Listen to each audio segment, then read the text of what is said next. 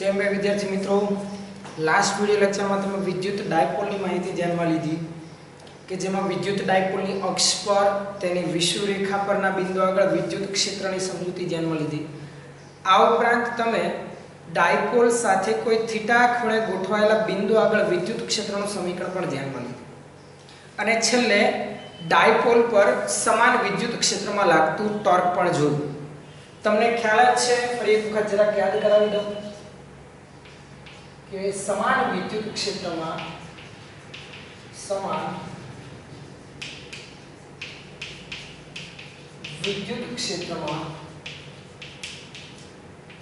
Dipole પર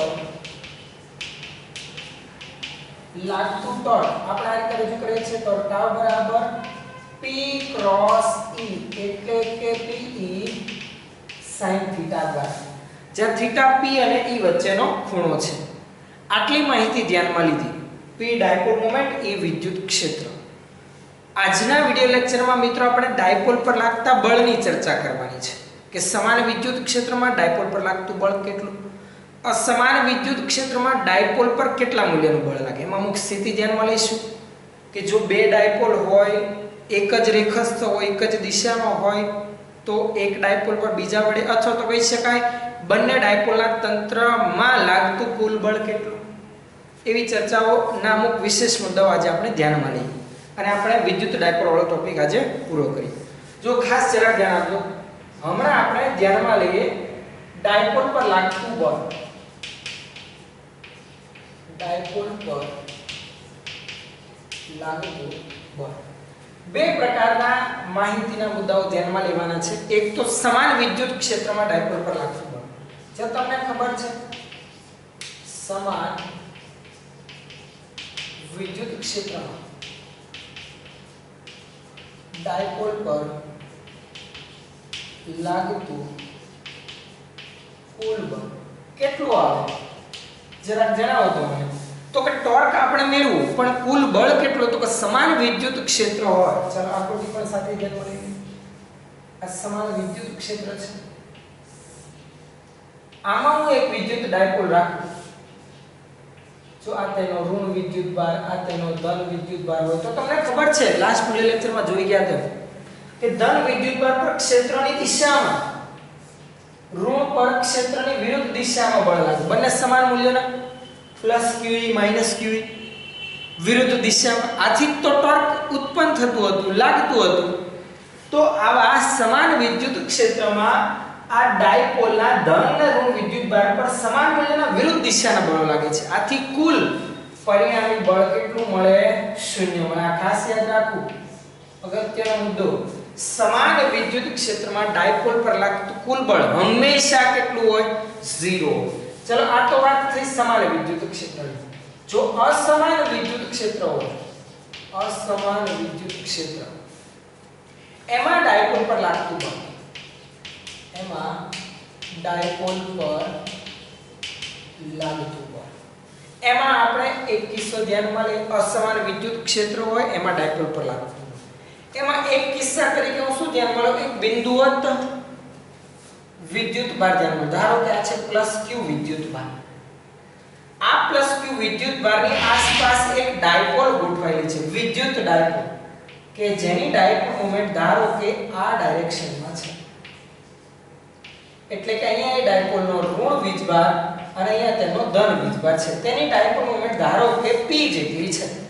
dipole મોમેન્ટની દિશા મિત્રો તમને ખબર છે ઋણ વિદ્યુતભારથી ધન વિદ્યુતભાર તરફ હોય, આ ડાયરેક્શનમાં છે। હવે બિંદુવત વિદ્યુતભારને લીધે ઉદ્ભવતું વિદ્યુત ક્ષેત્ર ક્યારેય સમાન ના હોય, એ કેવું હોય? અસમાન વિદ્યુત ક્ષેત્ર હોય। આવા અસમાન વિદ્યુત ક્ષેત્રમાં આપણે આ ડાયપોલ રાખેલી છે, તો એ ડાયપોલ પર લાગતું બળ મેળવવું છે। ધ્યાન આપો જરા, જો પહેલા તો શું કરું, ધનના લીધે આ માઈનસ Q પર લાગતું બળ, ધનના લીધે આ પ્લસ Q પર લાગતા બળની દિશા ધ્યાનમાં લો, તો આ ઋણ આ ધન બંને વચ્ચે આકર્ષણ, પરિણામી બળ આ દિશા, આ ધન અપાકર્ષણ, પરિણામી બળ આ દિશા। પણ જરા જણાવો કોના પર બળ વધુ લાગતું હશે, ઋણ પર કે ધન પર? તો કે બિંદુવત વિદ્યુતભારના લીધે ઉદ્ભવતું વિદ્યુત ક્ષેત્ર તો KQ પણ r² મુજબ અંતરના વર્ગના વ્યસ્ત પ્રમાણ, જે નજીક ત્યાં સર વધુ, જે દૂર ત્યાં સર પ્રમાણમાં ઓછી. એટલે આના પર પ્રમાણમાં પ્લસ q ની સરખામણીમાં વધુ બળ લાગશે. આથી સમગ્ર ડાયપોલ પર પરિણામી બળ આ દિશામાં લાગશે. તો એક એક માટે ગણતરી કરીને પરિણામી બળ તો મેળવી શકીએ, પણ બીજી પણ એક રીત છે. મિત્રો તમને ખબર છે આ બિંદુવત વિદ્યુતભારથી ઉદ્ભવતું વિદ્યુત ક્ષેત્ર એ સંરક્ષી ક્ષેત્ર છે. વિદ્યુત ક્ષેત્ર કેવું ક્ષેત્ર છે? સંરક્ષી બળ ક્ષેત્ર છે. અને આવા સંરક્ષી બળ ક્ષેત્રમાં લાગતું બળ એની એક લાક્ષણિકતા છે સંરક્ષી બળ ક્ષેત્રની. મિત્રો 11મા ધોરણમાં તમે ભણીને આવેલા છો. ગુરુત્વાકર્ષણ બળ સંરક્ષી બળ છે. અને જો સંરક્ષી બળ હોય તો એ સંરક્ષી બળ ક્ષેત્રમાં ત્યાં કહેતા હતા પદાર્થ પર લાગતું બળ એ સ્થિતિ ઊર્જાના સ્થાનની સાપેક્ષે વિકલિતના ઋણ મૂલ્ય બરાબર હોય. અહીંયા પણ એમ જ વિદ્યુત ક્ષેત્ર સંરક્ષી ક્ષેત્ર છે તો વિદ્યુત ક્ષેત્રમાં મૂકેલી ડાયપોલ પર લાગતું બળ એ ડાયપોલની સ્થિતિ ઊર્જાના સ્થાનની સાપેક્ષે વિકલિતના ઋણ મૂલ્ય બરાબર હોય. અહીંયા તમને પણ ખબર છે કે જ્યાં સ્થિતિ ઊર્જા u બરાબર માઈનસ p ડોટ e. આ સમીકરણ તમને ખ્યાલ જ હશે. ડાયપોલની સ્થિતિ ઊર્જા વિશેની ચર્ચા તમે સ્થિત વિદ્યુત શાસ્ત્રમાં ચેપ્ટર નંબર 2 માં કરશો. જેનું સમીકરણ તો તમને ખ્યાલ હશે કેમ કે ચેપ્ટર તો તમારે ત્યાં સુધીમાં ચાલી ગયું હશે. માઈનસ p ડોટ e આ સ્થિતિ ઊર્જાનું સ્થાનની સાપેક્ષે વિકલિતનું ઋણ મૂલ્ય ડાયપોલ પર લાગતું બળ આપણને પૂરું પાડે. તો જો હું u ની કિંમત અહીંયા મૂકી દઉં તો મને બળ મળશે F બરાબર minus d by dr minus p dot e. બરાબર. ચલો p અચળ ડાયપોલ મોમેન્ટ, વિદ્યુત ક્ષેત્ર ડાયપોલ નજીક કોઈ દૂર હોય તો એ બિંદુવત વિદ્યુતભારના વિદ્યુત ક્ષેત્રમાં ફેરફાર નોંધાશે. જે અસર વર્તાતી હશે ડાયપોલ પાસે તે. પણ ડાયપોલની ડાયપોલ મોમેન્ટમાં કોઈ ફેરફાર નથી થવાનો. તો p અચળ છે એનું આગળ લેવું ઋણ નિશાની સાથે તો ધન થઈ જશે ઇન્ટુ de by dr. આ થયું ડાયપોલ પર લાગતું બળનું સમીકરણ. હવે તેની દિશાની આપણે વાત કરીએ તો મિત્રો દિશાની ચર્ચા આપણે બિંદુવત વિદ્યુતભાર પર લાગતા બળો માટેની સમજૂતી પરથી આપી શકીશું. એટલે મેં ડાયરેક્શન વગર અદિશ સ્વરૂપે સમીકરણ દર્શાવ્યું F બરાબર P de upon dr. મિત્રો આ સમીકરણ પરથી ડાયપોલ પર લાગતું આપણે બળ મેળવી શકીએ. બીજું એક સમીકરણ આ પણ છે, આ પણ સાચું જ છે. આનો પણ આપણે ઉપયોગ કરી શકીએ ડાયપોલ પર લાગતા બળની ગણતરી કરવામાં. તો એવા બે કિસ્સા ધ્યાનમાં લેજો. આ તો અસમાન વિદ્યુત ક્ષેત્ર માટે આપણે ગણતરી કરી રાખી કે ડાયપોલ પર લાગતું બળ.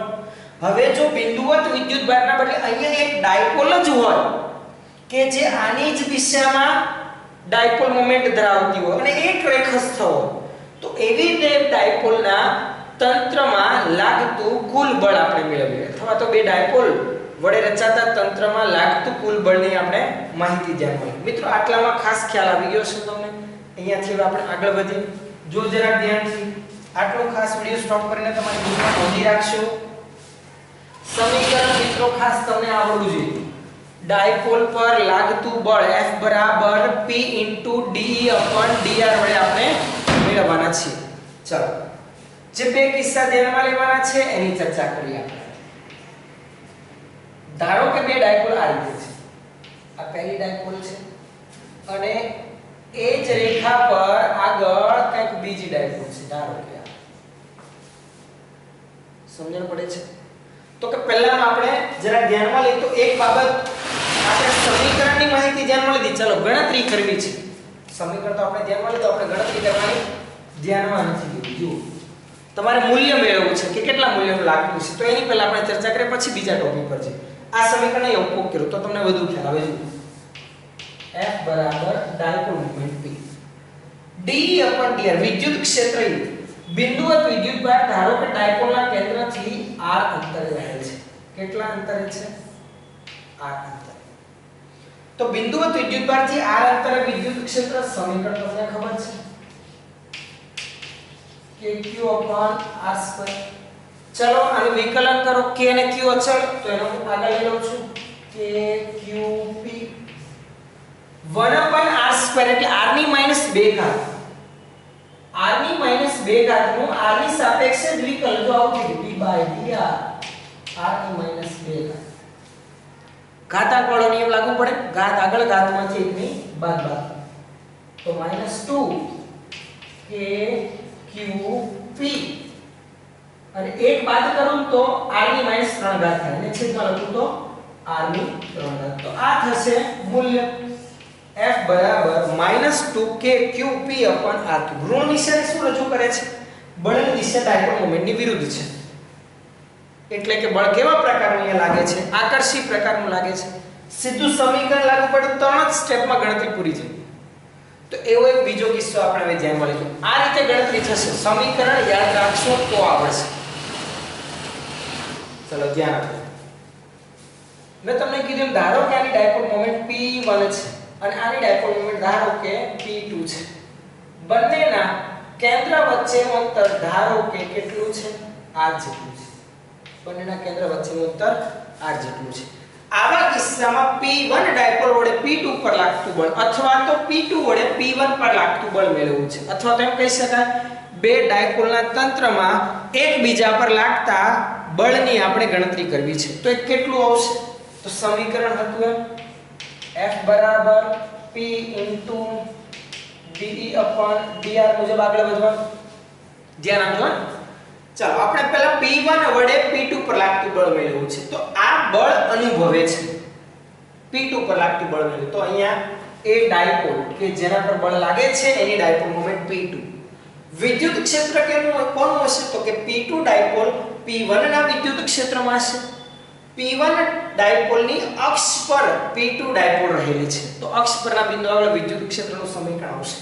વિદ્યુત ક્ષેત્ર પહેલી ડાયપોલનું છે તો E1 લખું છું અહીંયા. ચાલો સમીકરણ જ્યાં E1 બરાબર ડાયપોલની અક્ષ પરના બિંદુ આગળ વિદ્યુત ક્ષેત્ર, સમીકરણ ખબર છે 2kp/r³ નોંધીએ છીએ.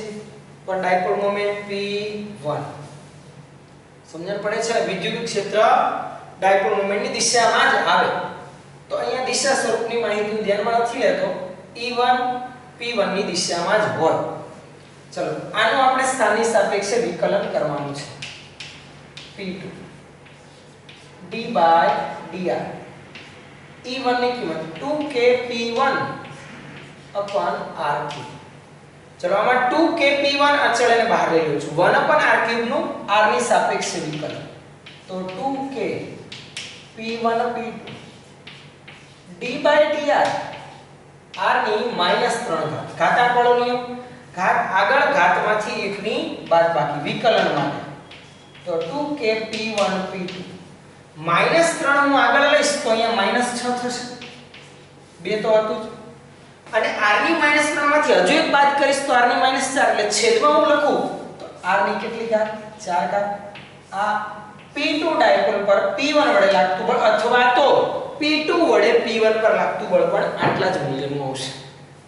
6kp1p2/r³. ઋણ નિશાની માત્ર એ દર્શાવે છે કે p1 વડે p2 પર લાગતું બળ p1 તરફ એટલે કે ડાયપોલ મોમેન્ટની વિરુદ્ધ દિશામાં એટલે આકર્ષી પ્રકારનું અહીંયા બળ લાગે છે.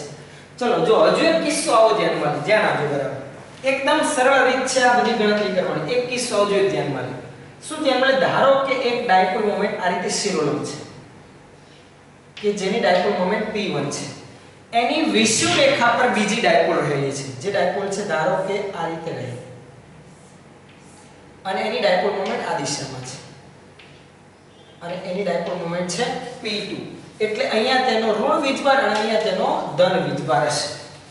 તો p1 વડે p2 પર લાગતું મારે બળ મેળવવું છે. ગણતરી તો ઉપર આપણે કરી તે જ પ્રમાણે, પણ અહીંયા ફરક કેટલો છે?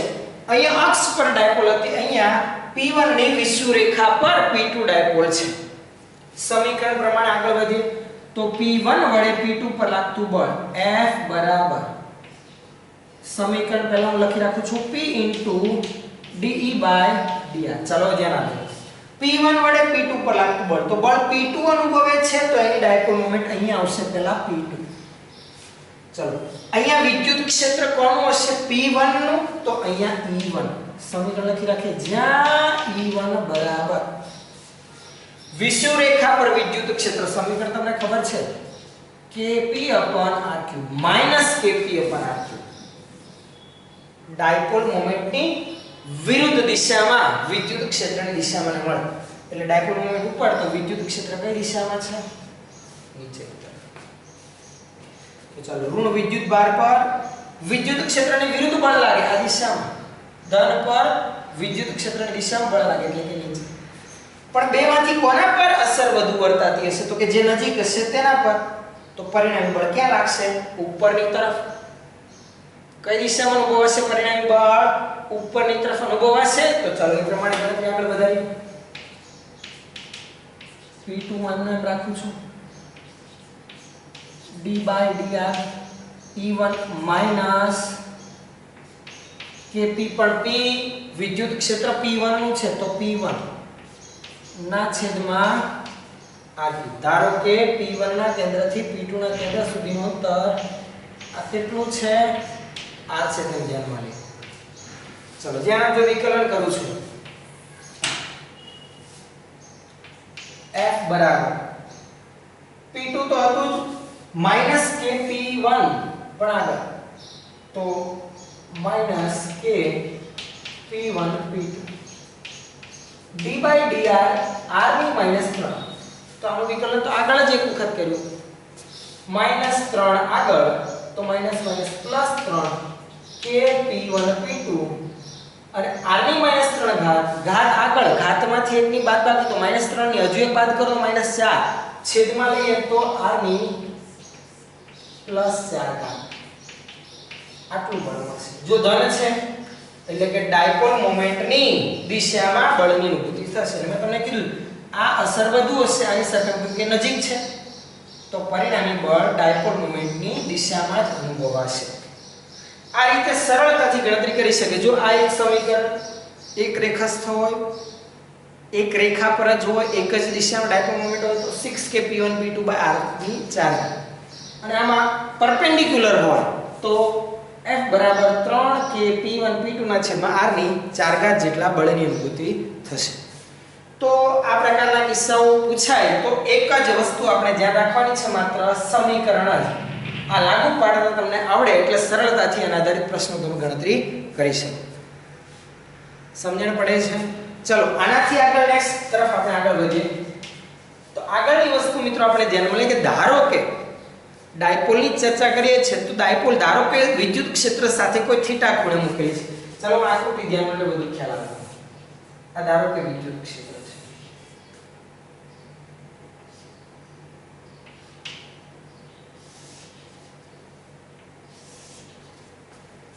અને આ વિદ્યુત ક્ષેત્રમાં ડાયપોલ ધારો કે ક્ષેત્ર સાથે હું થીટા ખૂણે પકડીને રાખું છું.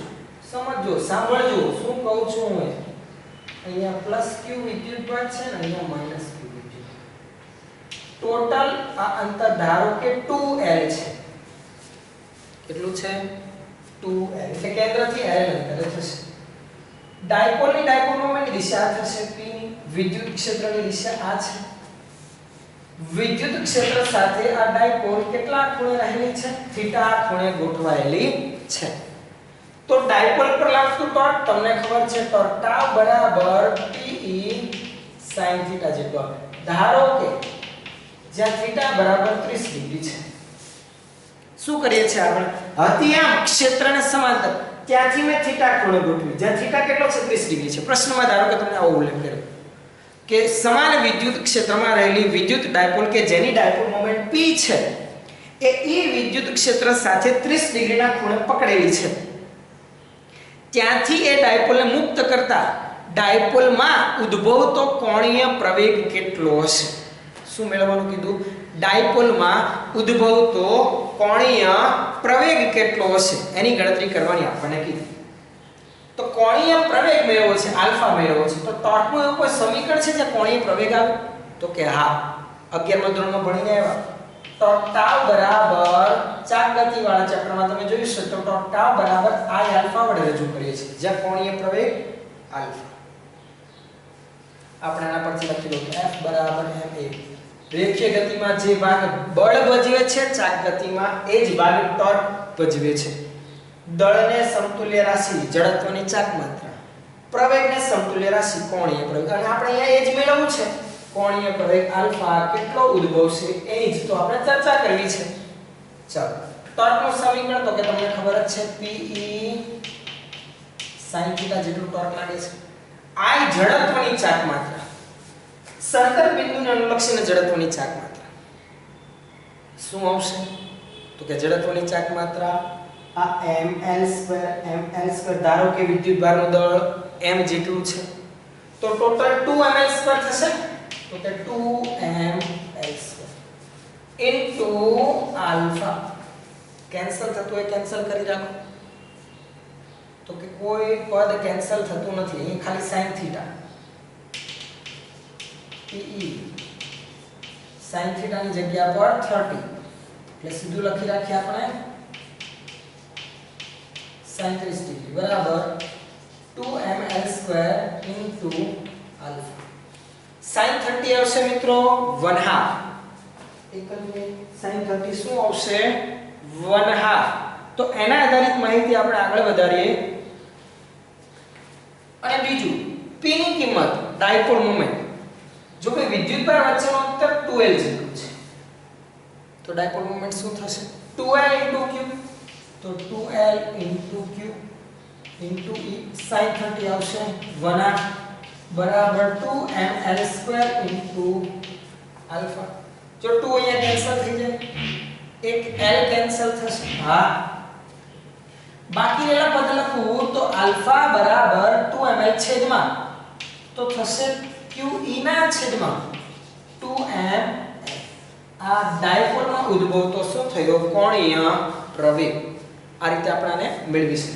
તો આ પ્રકારનો પ્રશ્ન હોય તો આ રીતે ગણતરી કરી શકાય. ખાસ સમીકરણ પરથી બધું છે, કંઈ જ આમાં નવી એક્સ્ટ્રા માહિતી આવતી નથી.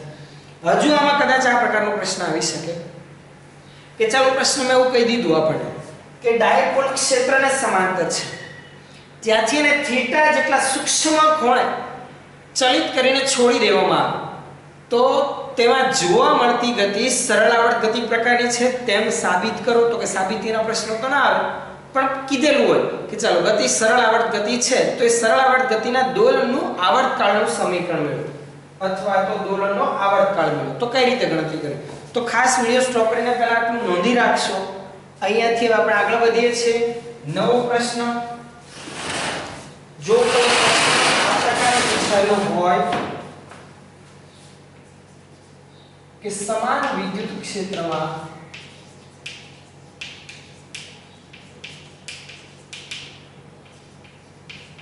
રહેલી ડાયપોલને થીટા ખૂણે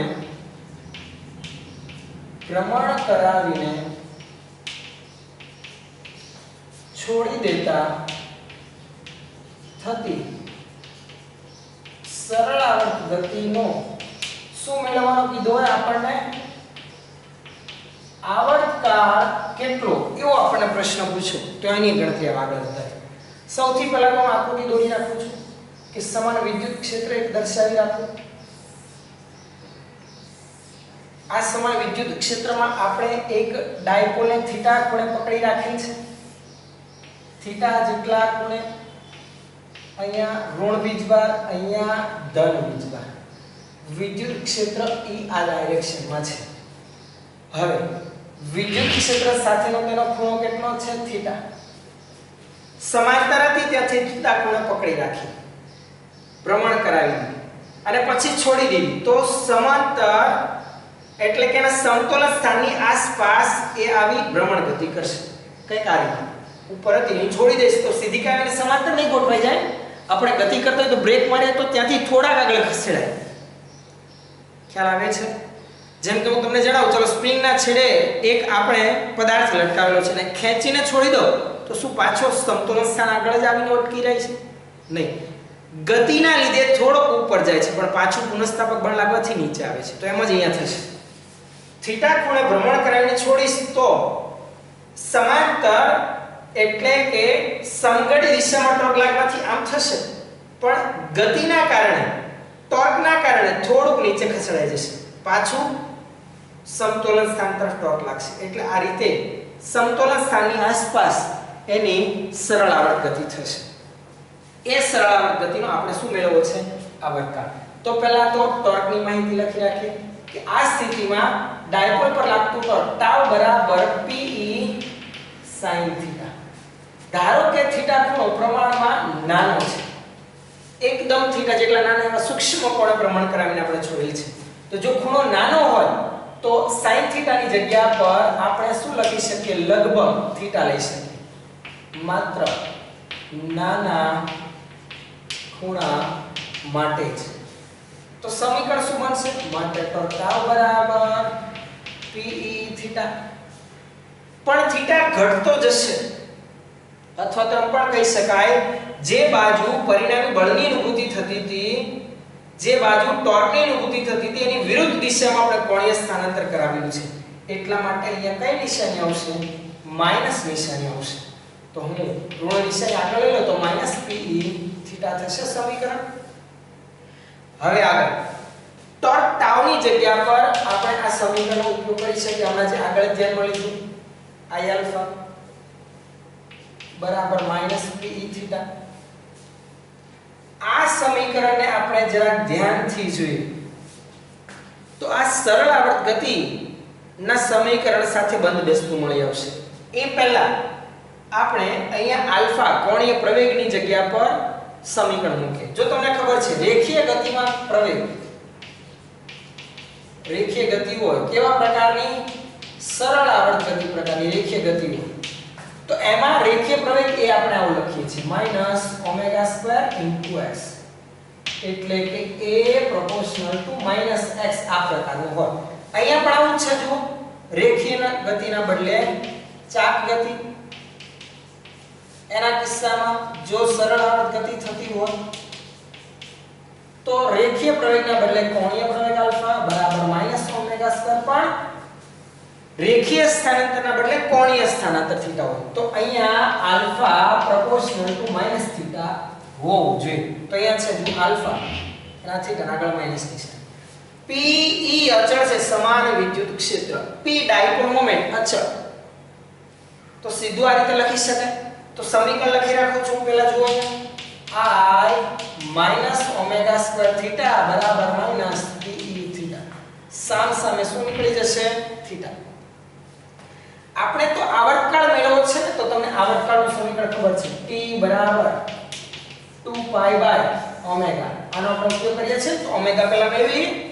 જુઓ માઈનસ કેન્સલ થઈ જશે, માટે ઓમેગા સ્ક્વેર બરાબર pe ના છેદમાં શું આવશે? આ. આથી ઓમેગા બરાબર વર્ગમૂળમાં pe upon i. માટે આવર્તકાળ શું બને? માટે આવર્તકાળ t બરાબર 2 પાઈ બાય ઓમેગા. તો છેદમાં p વધશે અને i અંશમાં જશે. તો આ સમીકરણ બની ગયું આવું. તો સમીકરણ બનશે 2 પાઈ અંડર રૂટ i ના છેદમાં p. આ આવર્તકાળનું સમીકરણ થશે t બરાબર 2 pi under root i upon pe. સમાન વિદ્યુત ક્ષેત્રમાં ડાયપોલની થતી સરળ આવર્ત ગતિના દોરણોના આવર્તકાળનું સમીકરણ. તો આ હતી વાત મિત્રો વિદ્યુત ડાયપોલ ની સરળ આવર્ત ગતિના દોલનના આવર્તકાળની. બીજી એક માહિતી આપણે જ્યારે ધ્યાનમાં લઈએ, હાઇલાઇટ કરીએ ડાયપોલના મુદ્દા સ્વરૂપે, તો એ તમે લગભગ થિયરી ભણી ત્યારે ભણી ગયા હશો કે વિદ્યુત ડાયપોલને સમાન વિદ્યુત ક્ષેત્રમાં θ1 ખૂણેથી કોઈ θ2 ખૂણે સ્થાનાંતર કરવા માટે કરવું પડતું કાર્ય. એ સમીકરણ તમને યાદ હશે જ, કારણ કે થિયરી માટે ખૂબ જ અગત્યનો ટોપિક છે. એના આધારિત શોર્ટ ક્વેશ્ચન આવતા હોય છે, એમસીક્યુ પણ આવતા હોય. છતાં હું નોંધી રાખું છું, તમે લખી રાખજો. વિદ્યુત ડાયપોલને θ1 ખૂણેથી θ2 ખૂણે ભ્રમણ કરાવવા કરવું પડતું કાર્ય W બરાબર સંકલન θ1 થી θ2 ટાઉ d θ પરથી મળે આપણને. જેમ કાર્ય ઊર્જાને પાવર વાળા ચેપ્ટરમાં આપણે ગણતરી કરતા હતા ચલ બળ દ્વારા થતા કાર્યની, એમાં અહીંયા ચલ બળ નહીં ટોર્ક છે, કારણ કે હું θ1 ખૂણેથી θ2 ખૂણે લીધો તો જેમ θ બદલાશે તેમ બળ એટલે કે ટોર્ક બદલાશે. તો સમીકરણ આ રીતે લાગુ પાડીશું, નહીતર તો W બરાબર ટાઉ થીટા એ પ્રમાણે મેળવી શકે F.d મુજબ. પણ અહીંયા ચલ બળ આધારિત થતા કાર્યની જેમ ટોર્ક બદલાતું જતું હોવાથી કાર્ય આ રીતે મળશે. અહીંયા ટોર્કનું સમીકરણ તમને ખબર છે Pe sin theta d theta. ચલો હું P અને E અચળ આગળ લઈ લઉં છું. sin theta નું સંકલન cos theta પણ માઈનસ cos આવે મિત્રો. sin નું સંકલન આવશે માઈનસ cos. ચલો હવે લિમિટ લાગુ પાડીએ તો Pe minus cos theta 2 minus minus plus cos theta 1 એટલે કે ફાઇનલ સમીકરણ નોંધવું હોય તો આવું બને કાર્યનું W બરાબર Pe ધન પદ આગળ લખું તો cos theta 1 minus cos theta 2 તો theta 1 ખૂણેથી theta 2 ખૂણે ભ્રમણ કરાવતા કરવું પડતું કુલ કાર્ય આ રીતે આપણને મળે. સમીકરણ યાદ રાખવું ખાસ કરીને શોર્ટ ક્વેશ્ચન માટે બોર્ડની એક્ઝામમાં પૂછાતું હોય છે. બાકી જેડબલ નીટમાં પ્રશ્ન આવે તો એકદમ સરળ થીટા 1 શરૂઆતનો પ્રારંભિક સ્થિતિનો ખૂણો અને થીટા 2 અંતિમ ખૂણે જે ખૂણો આપણે લઈ જવાનું છે. તો આથી વાત મિત્રો વિદ્યુત ડાયપોલ આધારિત પૂછાઈ શકે તેવા કિસ્સાઓમાં. નેક્સ્ટ જ્યારે પાછા આપણે મળીશું ત્યારે વિદ્યુત ક્ષેત્ર આધારિત આપણા પેમ્પલેટમાં રહેલા અમુક પ્રશ્નોનું સોલ્યુશન ધ્યાનમાં લઈશું અને ત્યાર પછી ચેપ્ટરના છેલ્લા ટોપિક પર આગળ વધીશું. તો ખાસ આટલું તમારી નોટબુકમાં વિડિયો સ્ટોપ કરીને નોંધી રાખશો. ઓકે.